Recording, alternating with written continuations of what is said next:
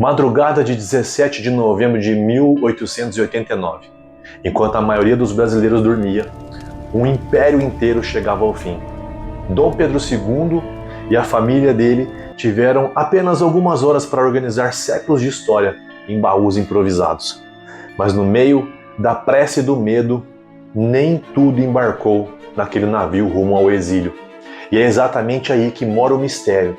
O que será que aconteceu com as joias, o ouro, os segredos que a família real foi obrigada a deixar para trás? Fica comigo, porque hoje a gente vai abrir os cofres do Império de Dom Pedro II.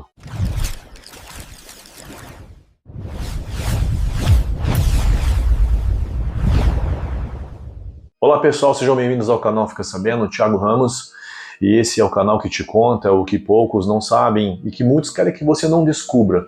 E eu costumo dizer sempre que a informação que a gente não tem é aquela que mais faz falta. Pois bem, oficialmente as joias da coroa ficaram no Brasil. Inclusive a famosa coroa de Dom Pedro II e os seus 639 diamantes, 77 pérolas, hoje brilha no Museu Imperial, em Petrópolis. Mas o problema não é o que ficou registrado. O problema é o que sumiu antes de entrar no inventário. Imagina a cena. O novo governo republicano assumindo os palácios enormes, cheios de pratarias, moedas de ouro, objetos pessoais da família de Dom Pedro. E relatos da época surgem que muitas das coisas simplesmente evaporou, antes mesmo de ser catalogadas. E olha que curioso, até hoje aparecem em leilões no Brasil e inclusive na Europa, talheres, objetos com o brasão imperial brasileiro. E nem sempre alguém sabe explicar direito como eles saíram daqui. Pois é, vai explicar, né? Na verdade existe uma lenda muito forte em Petrópolis sobre cofres escondidos nas paredes dos palácios. Dom Pedro II era um homem de ciência, mas a família tinha posses pessoais valiosas. Quando a República deu um prazo de poucas horas para eles deixarem o país, o boato é que parte da fortuna pessoal foi enterrada ou entregue a amigos de confiança para ser recuperadas mais tarde. Será que o plano deu certo? Ou parte desse tesouro ainda está em algum lugar, esperando ser encontrado? Onde que é mesmo? Petrópolis? Bora tá lá, né? Pois é, e o mais interessante é que isso não é só passado. Peças permaneceram à família imperial, incluindo objetos da princesa Isabel. Só que continuaram aparecendo até hoje em leilões.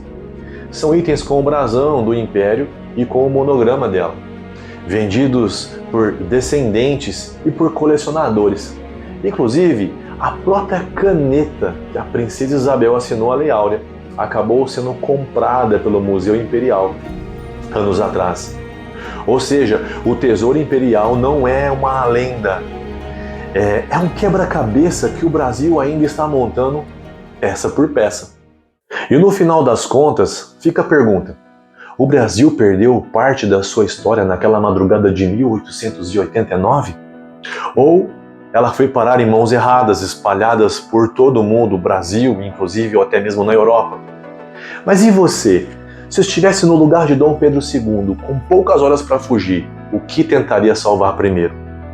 E se achasse uma moeda de repente no seu quintal, você ali de repente escavando, mexendo em algumas coisas, achasse uma moeda de ouro do Império enterrada, o que você faria? Comenta aqui, deixa aqui o seu comentário. E se essa história te deixou curioso, manda para aquela pessoa que também ama um bom mistério de nossa história, a história do nosso Brasil. Quanto mais a gente sabe, melhor é. A gente se vê no próximo vídeo. Obrigado!